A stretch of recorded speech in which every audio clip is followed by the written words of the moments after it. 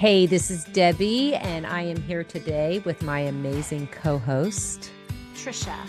Yay. And we are here with our podcast, Your Life Redefined. This is the place where we talk about those things in life that are nothing but opportunities where we get to do what, Trisha? Redefine things that may not seem like they're the best thing for us, but guess what? Nothing happens to us, it happens for us. And that's what we're here redefining. I am so excited for today's episode. We have Dr. JJ Meyer with us today. I am honored for the way that she came into my life. I was out in the middle of Arizona, in the middle of nowhere at a conference, and this beautiful human being walked into my world. We sat down at the same table, and it was like instantly we knew each other. I'm not even going to remotely try to tell you about her. I'm going to let her introduce herself through this podcast. But she literally came into my life out of nowhere and we became dear friends. Gosh, JJ, I don't know how many years ago was that? Do you even know? I don't know. I think we met in 2011. Wow. And then I come home, tell my friend Trisha all about Dr. JJ. And within no time, we're on a plane and I'm calling this lady that I don't know saying, hey, we're coming to your house.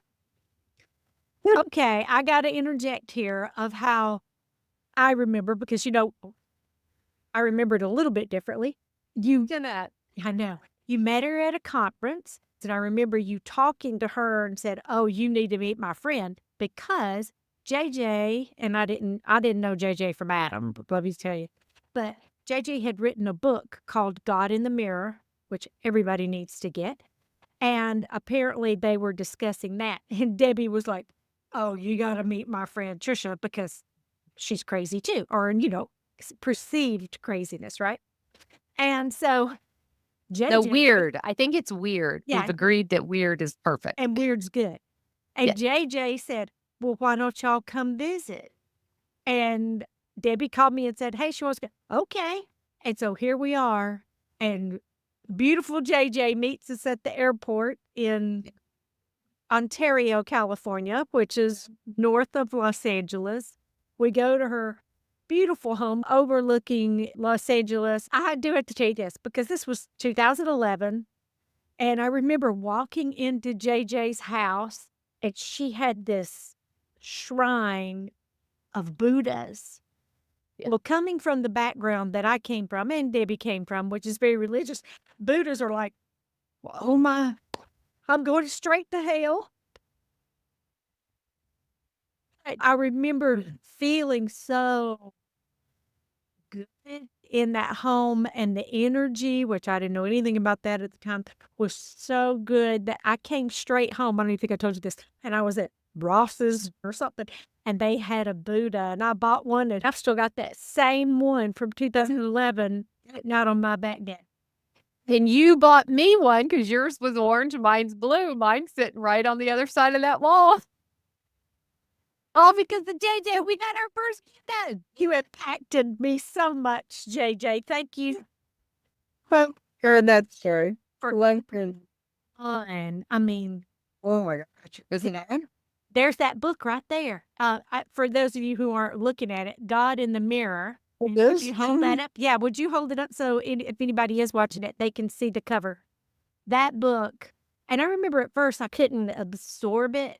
But since then, I think I sent JJ a message probably 3-4 years ago when I actually did read it again. And it was like, oh, yes. Yes, we are. Made more sense to you the second time around? Yeah. Well, and just so if people are watching from a standpoint of the book, and definitely, JJ, we want them to get the book. For me, how I use the book, it actually stays in my area where I do my morning, my quiet time. It stays right there with my journal, all of that. And there's times I'm just, a page number pops in, go to third paragraph down, and then I'll just read it. Wow, that's a double honor. Yeah. And so it just keeps speaking. And to me, that's like a living word, right? It's truly God in the mirror. How does God? Totally. Yeah, it shows up first in the mirror. So JJ, what's your perspective about how you met us? Well, exactly what you two just said. I mean, I have the same memories. And of course, I remember We were actually standing in a buffet line together at that conference. So we started talking, and I was, I looked at that beautiful red hair of yours because that's what I'm going to be, a redhead in my next lifetime. So it was goal setting for me. And yeah, we just instantly knew each other. And I heard about Trisha and, and then, yeah, come visit. And I was flabbergasted when both of you went, okay, we'll be there. And anyway, it was an amazing time that we shared together. We haven't been in the same room many times. Trisha, I haven't been in the same room with you since then. But, we know there will be other times, and hopefully soon. Well, I've had several from that trip, but one of them was we went to eat lunch, I think right after we got there at this restaurant, and I looked over at JJ, and you see how beautiful her lips are, guys. And I remember we got through eating, and her lips still freaking look like that. And I said, huh, what is that? And she said, oh, yes, this is called lip sense. And she was actually part of when they first started it or something. Yep. Now, this is the part I love. It came from the porn industry, where it's important that the lips colors stay on. How about that? Saves a tremendous amount of production time not having to reapply lips. Not that she was in that, but that's where it came from. Tell me this was an X-rated podcast. I'd say. Yeah, I was on the corporate launch team of that company in 1999. And now it's still in business in 15 countries. It's $1 billion a year business. They have lots more products, but still the flagship product is LipSense, and it's still what I wear. They have like 15,000 consultants or something worldwide. And it's just a product that once you start using, why would you use anything else? So here we are all these years later. I'm honored to still do their leadership trainings. And once I left the corporate team after about 18 months, I stayed attached to the company all these years and got to do the kind of work that you and I do most of the time, Debbie, which is leadership development, things like that. Debbie mentioned at the beginning, and Debbie, I'm sure you've got like questions that you want to ask JJ other than when we met. I will tell you one other thing. When I got home after that trip from California back in 2011, and I remember her calling us her Georgia peaches. I still am. But anyway, that I remember I was home late one night, and I'll be danged if one night I'm 2 a.m. and there's JJ on TV doing an infomercial. And I was like, no. You were texting me. Crazy. I mean, so we're connected. Right. We're connected for life, even though we haven't talked in many years, or it's very sporadically anyway. Totally. It doesn't matter how much time passes, because really no time passes. It's not linear like we think and we plan time in our schedules. It's why we feel when we're talking that no time has ever passed, because it really hasn't. Exactly. I love that. So is that called, I've just heard about that recently, is that called time skipping? No, jumping timelines. Yes, yes, that would be it. And again, there's a bigger context that's gaining more exposure. And as I've learned over the 30 or 40 years that I've been studying in consciousness studies, and we talk about, my past life or my next life. I just said my next life, I'm going to be a redhead like Debbie. And now there's quantum evidence that everything happens in parallel. It's all happening right now. There's no past, present, future. So when Debbie started out saying, what's redefining your life, I can only deal with what's redefining it right now. I can talk about stories that pivoted. We all remember those pivotal points in our lives that kind of clicked the kaleidoscope, and we had a brand new picture to look at. And, and it happens all the time. It's just our level of attention, how much attention we pay to right is right in front of us. I read a quote this morning that said the most important relationship in your life is the one that's right in front of you. Doesn't matter if it's a grocery store checker or a neighbor you've never met yet, whoever you're face to face with, that mirror image of your God in the mirror, that's the most important relationship you're in at that moment. That's so impactful. So knowing all that you know and going through all the consciousness studies, and we still want you to say what all, because she's got her. I was going to say, you got to tell us what all you do, JJ. Well, the most recent pivotal point, which actually started a couple of years ago, was to take what the corporate work that I did with, I took God in the mirror, and everybody kept going, oh, you have to teach that to your corporate clients. Well, that's a tough line to cross over, right? To go to speaking from leadership dynamics to, oh, you're God in the mirror. So it evolved into something called leadership in the mirror, because that's where that starts as well. Its latest evolution, which has, again, pivoted my life, is into the realm of wellness, in self-directed wellness.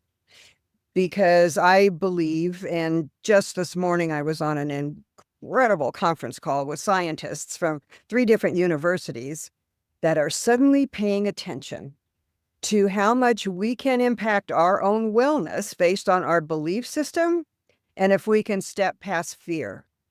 Because our medical system in this country, it's all fear-based. Every commercial we see is setting another fear about, oh, the next virus or the next this, and ask your doctor about that, and if your mother had that, and it's all fear-based. And as long as we live in fear, it contracts us at the cellular level. Well, if we can help people step to the other side of fear, into anabolic energy that's expansive, and it expands us, it also expands us at the cellular level. The Biology of Belief, Dr. Bruce Lipton wrote 25 years ago. And when he wrote it, it was so radical that the medical community ostracized him. And he was a well-known cellular biologist. Well, we know now it takes about 2 decades for what seems to be a radical idea to actually grow roots and to have science catch up with proving that our belief creates our biology. So I'm proud this is the first printing of the book. I pulled it out to read it again based on what is realigning my life right now, which is to step into a program to be a living kidney donor to a dear friend who is my business partner's husband. And what this journey has taken us on now into scientists and doctors paying attention to us. Bruce is the recipient. He's in kidney failure. Me as the donor, for a number of reasons, because we're coming at it from a totally different mental and spiritual perspective. And the fact that very little data exists on recipients and donors in our age range, because the medical system shuts down when a donor gets to be a maximum age of 70, where now there are doctors recognizing, why is that a cutoff point? Because there's perfectly healthy people beyond 70 that have viable organs if they're willing to donate. Well, JJ, you don't look 70, but I'm taking from what you're saying that you may already be 70. Well, next week I'm going to be 75. Oh. It's just the most fascinating journey to go on, because it is way easier to be a deceased donor than it is to be a living donor. Because what us through in terms of qualifying is nothing less than becoming a science experiment. And I resisted that at first because I resist our Western medical model, because it's not based on any sort of positive belief in our health. But once I let go of the resistance, thanks to another dear friend of mine that said, you got to let go all this resistance and step into this flow and know that you are going to meet amazing people as a result. And boy, have I met amazing people. It's changed my perspective, because our system is not run by doctors and researchers. Our system is run by insurance companies and accountants. So the doctors that I've met are the most incredible, dedicated, well-intentioned. They're as much a victim of our medical model as the patients are. So learning this about them, that they struggle with the same kind of things on the opposite end of the spectrum, in getting approvals for things or getting this extended or getting something scheduled in a timely fashion. It's just been an amazing process. And now to know that we're meeting with surgeons and kidney specialists, which are called nephrologists, who knew? I've learned so much new stuff. And that these are Harvard Medical, Johns Hopkins, Mayo Clinic. These doctors that nobody has ever said to them yet, do you take into consideration the patient's belief system? None of them. It's staggering. So that has to be so frustrating to them, the doctors. Well, it is frustrating, but now we've opened a portal for them. And the only one that's sort of already on our side of the fence happens to be a female researcher at Stanford University whose grandmother was a shaman.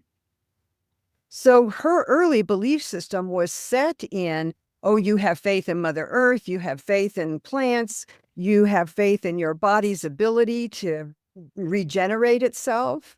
So she's researching, and we've been invited into a study that just looks at the psycho-spiritual emotional connection between a donor and a recipient. Wow. Which is extraordinary. We're so excited about that. Now, it's not to say we've still got a couple of steps left in the testing process. I guess there's a far-reaching possibility that either Bruce will not qualify as a healthy enough recipient, or that I wouldn't qualify as a healthy enough donor, which so far I've kind of breezed through all this testing that would eliminate us from the process. But I just know that that's not going to happen. This is part of our destiny and part of where my work will take me now into a different level of wellness and the sharing of life force. We all share life force. That's why we feel so good when we're together, because our life force is on this very similar frequency. If my healthy kidney has a life force, which she does, her name is Lola, by the way, named my kidney, and my healthy life force is going to be transferred into Bruce, whose life force frequency needs to be elevated. So that will be my contribution as life force, not just as one organ. Well, Or that's, we believe. this may be way out there, Go ahead. but I believe that Lola has the intention in and of herself, in and of that organ, to do the job. And if the recipient, Bruce's body, has the intention as well. And as long as those two things are lined up, and especially if y'all are talking about it beforehand, because quantum physics is where all of this is coming from. And our energy, which is what we've been talking about all day, that is healing. And so the wellness that you're talking about, holy cow, our bodies already know how to heal itself. We've put in this false program saying, oh, I've got to go ask somebody outside of me. That explains why when we get a cut, we don't have to go, oh my gosh, you got to fix, I got to go do whatever. It heals itself. Totally. Now, a counterpoint to that, which I had to learn because I struggled with for so long, there are times when medical intervention is necessary. Sure. And miraculous. Like if we break a leg, we probably need to go to a doctor and get an x-ray and get a cast on.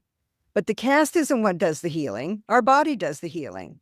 And I had a friend that was really struggling to have knee replacement surgery. Oh, I should be able to fix this. Well, once somebody said to her, listen, you need to allow this gifted surgeon to create the environment necessary for your body to heal.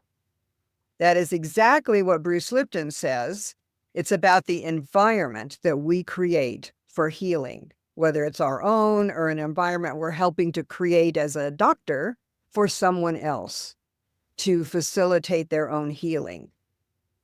So it's such a fascinating field. It's expanding really quickly. And boy, I am so blessed to be now kind of thrust into this environment, if you will, to work with these world-class doctors who've never considered what does my patient believe about their condition, the treatment, and the outcome. What does the patient believe, and what is their level of fear that's constricting their energy? So powerful. It's so powerful. Go ahead, Tricia. So like if you were scared before you went in for that surgery, you should not go into that surgery. Because your belief of what could go wrong can create it to go wrong. Correct. So making sure it's so great that they're even doing that, because you've got to get your mind, body, spirit all in line. All in one. We can create anything we want, which is what I talk about every day, all day. Totally. And here's the coolest thing, you guys. And again, I've been able to break through my resistance to allopathic medicine. This is the newsletter from the University of Irvine, and it's called Live Well, which is cool. And I had to I was there for an entire day 2 weeks ago, going through test after test after test. So in between tests, I would read the newsletter. I about jumped out of my seat when I read, here's health classes that they present at the UCI Transplant Center. Here's one called Preparing for Surgery, Mind, Body, and Spirit. I jumped out of my chair going, we are in exactly the right place we need to be. And I actually showed this on camera with the surgeon this morning when we were having our meeting with another researcher, Frank Lewandowski. And his whole concept is based around mind, body, spirit, health. And the surgeon was so open to all this. So he and Frank are going to start collaborating. So Frank will become part of Bruce's healing team. Oh, that's awesome. So now they're moving into, and which is the work where I want to go. Here's how my life's going to be redefined again. Not only have I've been working, and Debbie's been involved in some of the wellness material we've been working on together, that's what I want to do. I want to help prepare people for one purpose only, to get them past their fear. Just like you said, Tricia, if you've got this procedure or a surgery coming up, how do you get by the fear, which constricts your cells and your molecules and everything within you tightens up? Your cells have their little ice covered, like, what the hell is going to happen to me? Yeah. When you get past that and they're expansive and open to bring me the healing energy, that everything's going to change. And now it may take another 20 years for this to happen, but I think that's where we're going. This process. So there was something I was listening to yesterday on Gaia, and it was, at first I thought, oh, this one's really a quack, right? But then he was talking about energy and this, and he was a young guy, but there's 300 and I can't remember how many centers, and it's a healing studio where you go in and you're connected to an energy, because everything's energy, a machine, that people were on there and given all kinds of testimonials, how when they go in, that helps them line up with that energy. Because in the past, the only thing that we've ever helped people to get past the fear of when it comes to medical is, you're in hospice, you're dying. Okay, let's get you past the fear, because you're going one way or another. Go on the next adventure. So there's death doulas, right? That help with that process. Thank God you're working with people that are going to help us while we're still alive. I know it. Well, and what's coming up for me is a conversation, and I was not aware at the time that it happened, but I remember the conversation so vividly when my grandson had his surgery for it was stage 3 cancer, y'all, brain tumor. Mm-hmm. He was 6 and wasn't supposed to be, and he's 14. I mean, and everything was non-expansive, everything you want. The surgeon was so amazing, and he used to work with adults and had swapped to peds, and that's why he goes, children's expectancy rate of living is so much higher. And to me, I fully believe it's all of this. They're too young to have fear instilled. So their life, is their outcome is very different, because their thought process and their belief process is very different. I witnessed it. And the support system that's around them is there to buoy them. Yeah. Instead of saying, oh, the treatment is going to be this or that, and it's horrible and there's side effects. You don't say that to a child, right? You just surround a child with loving energy and everything's going to be wonderful. And you're also right. They're so much more connected to their source Yeah. than we are, that have decades of separating ourselves or told that we're separate from our source. And when we make that reconnection again, regardless of what we call it, it can be, God or Allah or Krishna or Buddha or the tree in our front yard. It doesn't matter what we identify that source to be, as long as we feel we are one with the source, we can draw the power from the source. It's a crazy thing for me because when you go through the journey of like what we did with our grandson, you do experience, some people stay on this planet and don't leave. Some leave this planet, right? They pass and go forward. I mean, you can't describe or explain, I guess is a better word, that stuff, except for me personally, going through the journey where I am at internally. And Trisha, this goes back to that death doulas or whatever those pieces are for me now. There isn't a fear of that. It's like from here, and you worded it, JJ, when you said off to the next adventure. There's so many people that live in they've accepted the fear of the unknown as part of the fear. And I'm just like, oh, we're going to be so fine. Well, just because of We are fine. What, in fact, JJ, when you said past life, because I do past life regressions now, studied under the Dolores Cannon method, and I even changed them. I don't call them past lives. I just say we'll go explore, because that's the whole point of those regressions. It is now, but once you realize what your fear is or what you brought forth with you that you don't want, that you don't need anymore, you can release it. Can understand that, align with it, because as soon as we accept that nothing can be taken away from us, including our physical body, our spacesuit that we toddle around in now, even if that's taken away, doesn't change the essence of who we are, doesn't change the energy. And so that makes any outcome the perfect outcome. Even if we perceive it as, oh, my grandson didn't survive his brain cancer. Well, my grandson went on to something even greater to experience. Yeah. And fulfilled the role here. That's what I love how you're saying what's redefining your life right now. This is your role right now. Lola's got to get over into Bruce. Lola has determined that. Now, here's the giggle, Trisha, because we started out when you were talking about lip sense.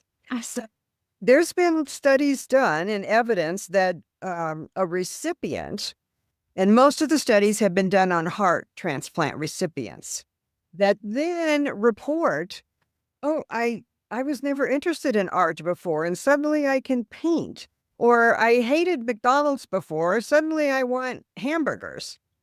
So I keep saying to Bruce, as soon as Lola is in her new home at the beach, gets to run around in his Porsche convertible, he's going to have a compulsion to wear lip sense and do the, and we laugh about it. And just the laughter is helping him. When he was on the call with these doctors this morning, he just kept going, I've just got to be the luckiest guy in the world, to have my wife, who's my business partner. We've all been together for 30 years. So for Robin and I to be embracing Bruce in this way, we are all spouses, which the doctor also said, get this, here's how disconnected doctors can be.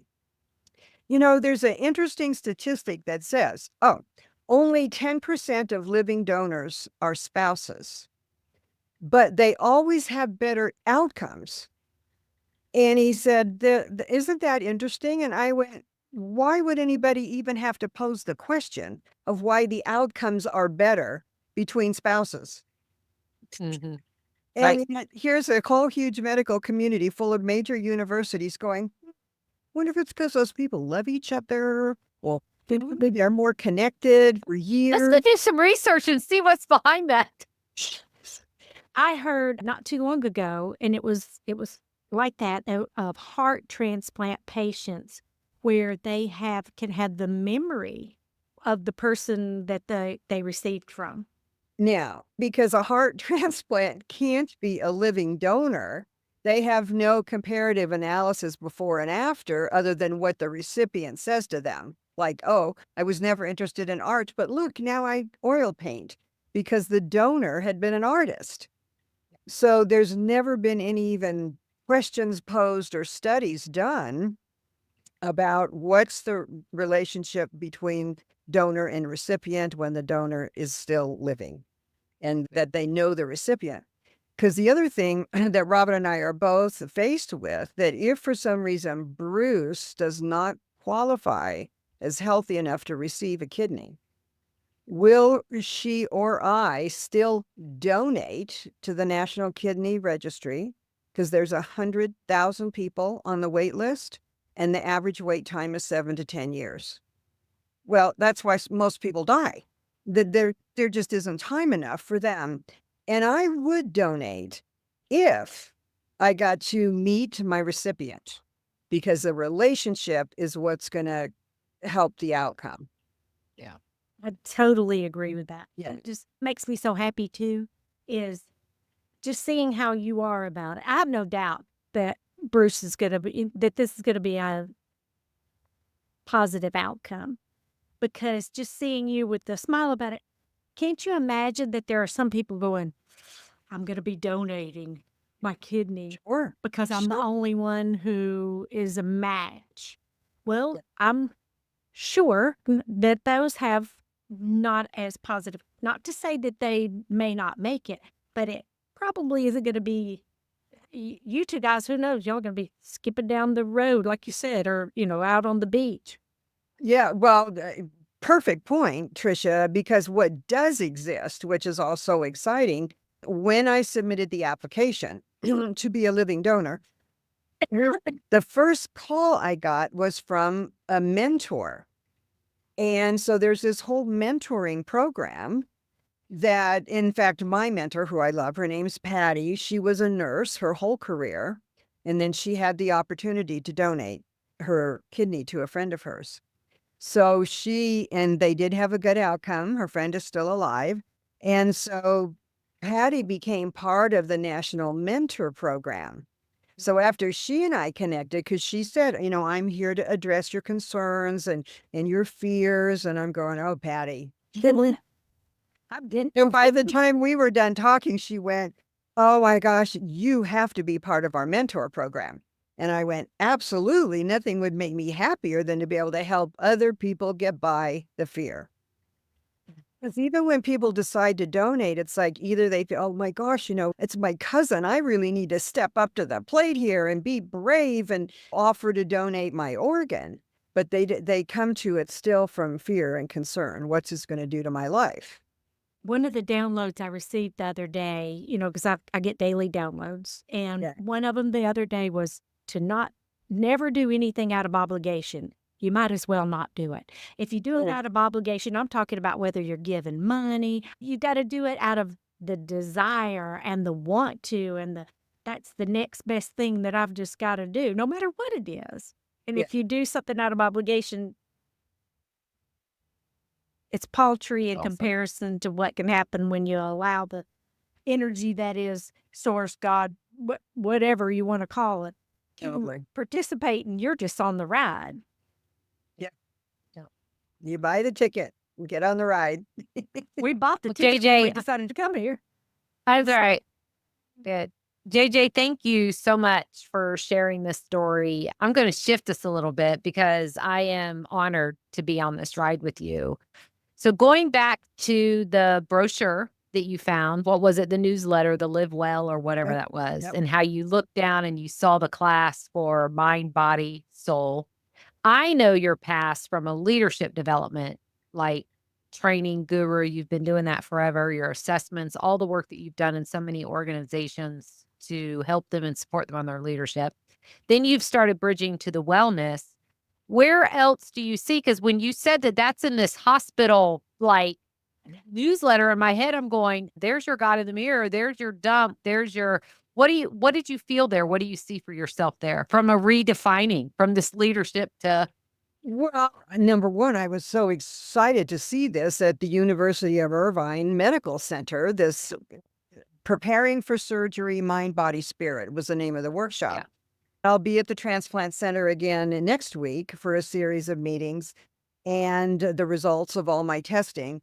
And then I can get the current newsletter for January and see when this workshop is again, because I want to be there. I want to know who teaches it, how it's taught, from what perspective, because boy, would I love to step into an educational position like that. Um, that would only reach people that are already in process, that are preparing for or are in a health crisis already. I mean, can you just see this, Debbie and Trish, both in churches, in earlier education, what you believe about your body and how it functions and the impact that you have on it? The younger we could educate people about it, the healthier we're going to become, the more wellness, because once we accept the fact that we direct it, we are the writer, producer, director of this movie we call our life, that we no longer have to be the victim of a system or somebody saying to us, you have to take this prescription. And part of why I'm going through more testing than the average person is because I hadn't been to a doctor in 15 years. I have no medical history for the past 15 years. And they're all going, well, how did that happen? Well, that's what I chose to happen. You know, I don't need somebody to tell me if I'm well or in balance or out of balance. And certainly don't need anybody to hand me a prescription for any medication. So because I had no medical history, I had to then take half again as many tests as a normal person would that had medical history to be a living donor. Have you had a lot of pushback from people? Totally. And most of the people that I've shared with that, oh, this is my exciting adventure, I'm in a donor program, the ones that say to me, what the hell are you thinking? Why would you take that kind of risk at your age? And why would you consider doing this? I don't need those people in my life anymore. And one of them is a woman who's been cutting my hair for 20 years. She saw the last of me, our last appointment, when she said that to me. Why in the world would you take that kind of risk at your age? That's exactly what she said. And you're so vibrant. I think we all are. I mean, it's like radiating from us, like, what can I do? I don't know what the next step is, but it's just so exciting. But the reason I asked you about that, about if you were getting pushback, is because I hadn't been to the doctor and I can't remember how long. And somebody said, well, you've got to go to get something so I could travel somewhere. I called the last person I had seen and they said, we don't have you as a patient. And I was like, well, that's the only guy I've ever seen. And they said, well, it's been more than 2 years. You're going to have to go as a new patient. And I said, well, can you make me an appointment? And they said, no, we're not accepting new patients. Oh, that's funny. Never went. Well, And everything's driven by your, what are they called now? GP? Like you have to have like this. Primary care physician. That's it. PCP. You have to have a primary care. Everything is primary care. I mean, I went to go get a facial, wanted to know my primary care. We have a managed sickness system. Yes. Not a managed care or managed wellness. And we've created most of our health crises, i.e. diabetes, totally related to the growth of the fast food industry. Yeah. You know, the food industry created the problem and medicine found a solution to keep us all on medication for the rest of our lives. That's managed sickness. It's not care. That is the insurance companies. Back to that. It's all about numbers. Yeah. And what controls what. I believe too, you know, I was talking about your kidney having the intention of having a good intention. I believe food has an intention as well. And its goal is to make us, you know, happy, healthy, if we're eating live food. Correct. Something, though, that's in a box that never has any live parts to it. Doesn't have much intention. Or it's been sucked out of it, right? Yes. And we microwave the life out of it. Oh, I hadn't thought of that. Yeah. I do that one. Wow, that's actually a very powerful thought. Very powerful thought. Yeah. So You amaze me. And like I said, I could, because I know we could switch gears and talk about something totally else, but to me, This the is journey good. that you're on and being this kidney donor and doing it with such joy and such passion, I have zero doubt, JJ, that you are going to be not only a mentor to one-on-one patients, but a mentor in the industry to help bring wellness into healthcare. That's my prayer. Thanks for listening to this episode of Your Life Redefined. Hopefully, it'll help you in redefining your life situations. Reach out to us, send us messages, and actually, if you would, just like and share this so you can get it to some more of your friends and we can continue doing this.